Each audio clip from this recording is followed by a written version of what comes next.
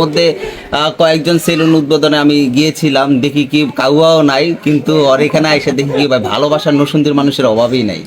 ঠিক। ও আরেকটা কথা, কি রে তুই কি ভুলে গেছস? অনলাইনে অ্যাকচুয়ালি গিফট সন্ধ্যার সময় খাবার দিছো, তবু এখন ভাইয়া ঠিক আছে। সেলুন ব্যবসা কেমন চলতেছে? এখন দুই ব্যবসায়ী আছে, এক ব্যবসায়ী নাকি আরেক ব্যবসায়ী দেখতে পারে না, তো দূরে নাও আমি তোমার দেখতে পারি না।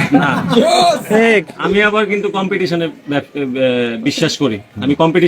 আমি ফাইট করতে পছন্দ করি, বিকজ অফ আমি কিন্তু অনেকে হয়তো জানে না, বলে যে এই কি নাপিতের ব্যবসা শুরু করছে। আমি কিন্তু মাস্টার্স কমপ্লিট করছি 2018-তে। লাস্ট 6 ইয়ার আমি একটা মাল্টিন্যাশনাল কোম্পানিতে জব করতাম, হন্ডারই।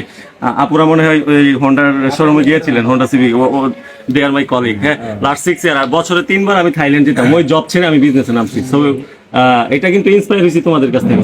ঠিক আছে, বুঝলাম। জিজ্ঞাসা করছি তোমার নাম, তুমি তোমার বাপের নাম দাদার নাম কয়ে দিল না, এই যে কম্পিটিশন বললা, আর কম্পিটিশন এই যে যেমন আমি এখানে একটা সেলুন যখন দিতে গেছি, তখন আরো বড় বড় ব্যবসায়ীরা এসে বলতেছে আমি এই পাশে সেলুন দিব, সোহাগ তুমি দিলে টিকতে পারবো না, এটা করতে পারবো। আমি বলছি ভাই টিকতে পারবো না, এটা হলো পরের ব্যাপার, আপনাদের দোয়ারা এখানে। আর হচ্ছে আমি কম্পিটিশনে বিশ্বাস করি, কারণ যারা বাইকার, একটা উদাহরণ দিই, যদি একটা বাইক সার্ভিসিং সেন্টার, এখানে একটা বাইক সার্ভিসিং সেন্টার থাকে, এখানে কি সার্ভিস করতে যাবা না? যেখানে 50টা বাইক সার্ভিসিং সেন্টার থেকে সেখানে যাবা, অবশ্যই 50টা জায়গায় যাবা, বিকজ অফ ওইখানে তুমি 50টা দোকান যাচাই বাছাই করে তুমি সার্ভিস করতে পারবে। অবশ্যই যেখানে যত বেশি ব্যবসায়িক জোন থাকবে, সেখানে কাস্টমার তত বেশি থাকবে। এই লাইনটাতে আমি বিশ্বাসী।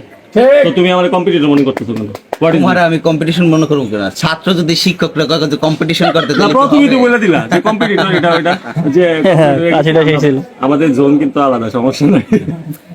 আর ভিউয়ার্স, যাই হোক না কেন, ওর সেলুন আমি ভাবতেও পারি না যে এত মানুষ হবে, আর আমাদের সোহাগ ভাইয়ের সেলুন যে এত পাবলিক হবে কখন পরিকল্পনাই করতে পারি না। ইতিমধ্যে কয়েকজন সেলুন উদ্বোধনে আমি গিয়েছিলাম, দেখি কি কাউয়াও নাই, কিন্তু ওর এখানে এসে দেখি কি ভাই ভালোবাসার নসুন্দির মানুষের অভাবই নাই। ঠিক। ও আরেকটা কথা, কি রে তুই কি ভুলে গেছস?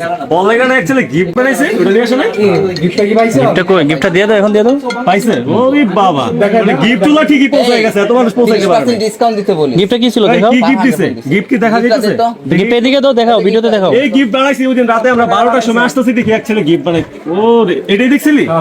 মানে দেখি কি ছিল? এই ছেলেটা হচ্ছে, ও খুব সুন্দর একটা গিফট। এই ছেলেটা হচ্ছে আর কি আমার মাকে খুব ভালোবাসে, কারণ সে বলছে আমার বুকে জড়ায় নাকি তার নাকি মা নায়িকা, যার কারণে আমার মাকে মা ডাকছে। ইনশাল্লাহ আমি তার সাথে যোগাযোগ করব অতি শীঘ্রই। আমি প্রয়োজনে করাই দিব। ওইটা হয়েছে কি, ওই দিন রাতে ও আর আমি ওই সেলুনে একটা কাজে আসতেছি রিক্সা দিয়ে, তারপর ও বলতেছে ভাই ওই এক ছেলে নাকি বিডি ইমরান ভাইয়ের জন্য নাকি এটা বানাইতেছে, নিজের হাতে খোদাই করছে। নিজের এই হাতে দেখেন খোদাই আমার নামটা লেখছে, আমার নামটা লেখছে দেখেন, এই যে বিডি ইমরান। Love you। খুব এবং সুন্দর। খুবই সাধারণ একটা মানুষ, যে কিনা খেটে খাওয়া মানুষ, হয়তো তারই চলতে কষ্ট হয়েছে, কিন্তু একটা তার নামটা কি বলে দেন? তার নামটা আমার জানা না, আমি রাস্তা দিয়ে আসার সময় ইস, ঠিক।